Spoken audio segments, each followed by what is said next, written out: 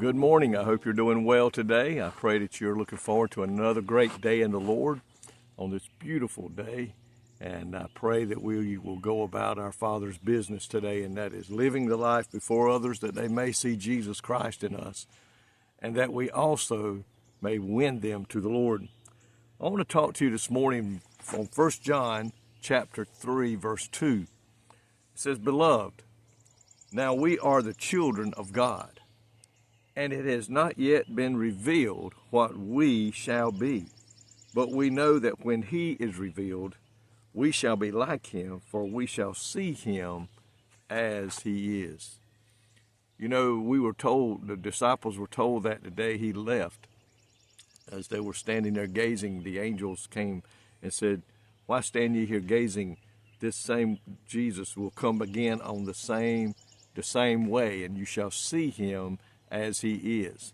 Now, he says here, so when we get to see him again up in heaven, it says we shall be like him. And you know, you hear children all the time talking about, I want to grow up and be like my dad, or I want to grow up and be like my mother, I want to grow up and be like my grandfather. We hear them talking about that all the time. So today, as a child of God, whom do you want to be like? Do you want to be like God? Do we want to conform to be like his son is? And that should be our goal today, is to live a life to the point that the world can see us. And it says, remember that one day every child of God will be with Jesus, and we will be like him without sin in a glorified body to live forevermore with him. And I'm looking forward to that day, and I pray that you are too. You know, it says here, in a way, God has answered this question for us. In Romans 8:29, and it says he is conforming us to be like his son. In Romans 8:28, said God uses all things to accomplish his purpose in us.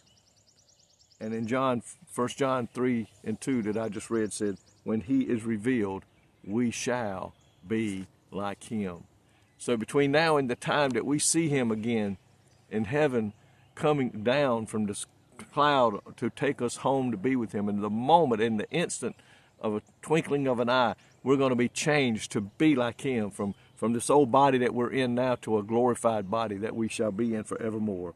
Whatever happens in your life today, watch for moments that we can become more like Jesus. So when you think about Jesus, what's your thought about him? He loved everybody. So number one, the best way to look like Jesus is to love everybody. He helped people that were in need. Let's help people that are in need so they can see us being more like Christ. And he went around doing good.